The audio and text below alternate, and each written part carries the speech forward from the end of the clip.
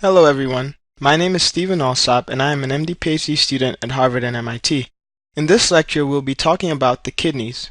The anatomy of the renal system is relatively straightforward, but a lot of students find the physiology to be complex. So of course you'll probably find that a large portion of renal questions will test renal physiology, either directly or through pharmacological questions.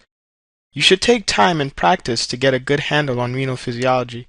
On the other hand, most students find renal pathology pretty straightforward and more dependent on memorization than understanding.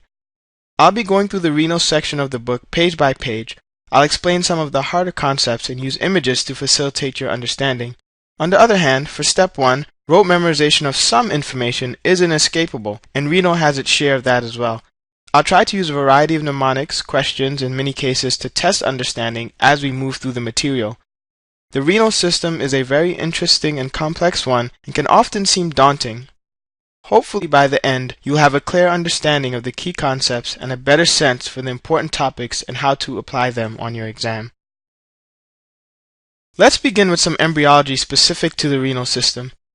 There are a lot of details here that you need to memorize. However, when thinking about these problems, you should think about where and when they happen during the development of the kidney. For instance, you should know that generally speaking, the order of development starts with the pronephros, then progresses to the mesonephros, then the metanephros.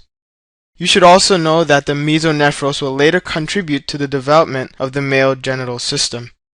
Another important fact that might be tested is that the uteropelvic junction is typically the most common site for hydronephrosis in the fetus.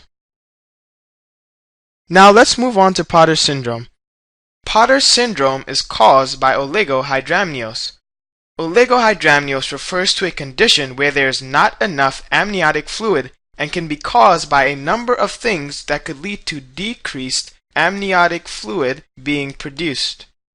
As the fetus produces urine, it becomes a part of the amniotic fluid. Thus, conditions that cause decreased fetal urine production by the fetus leads to oligohydramnios.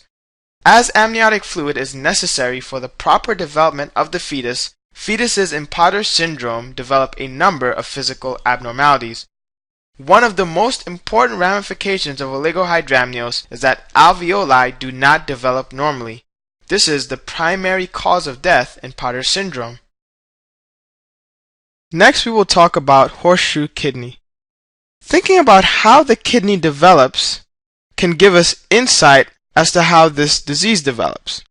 So during development, the kidneys rise from the pelvis until they reach their final position, which is around T12 to L3.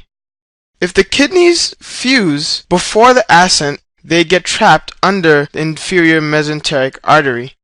Horseshoe kidney is commonly associated with what genetic abnormality?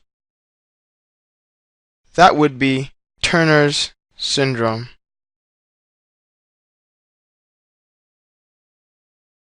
Now I just want to briefly mention multicystic dysplastic kidney. One thing you should be sure to remember is that if it happens unilaterally, it will be asymptomatic. However, if it occurs bilaterally, then the fetus develops severe abnormalities, and this is typically incompatible with life.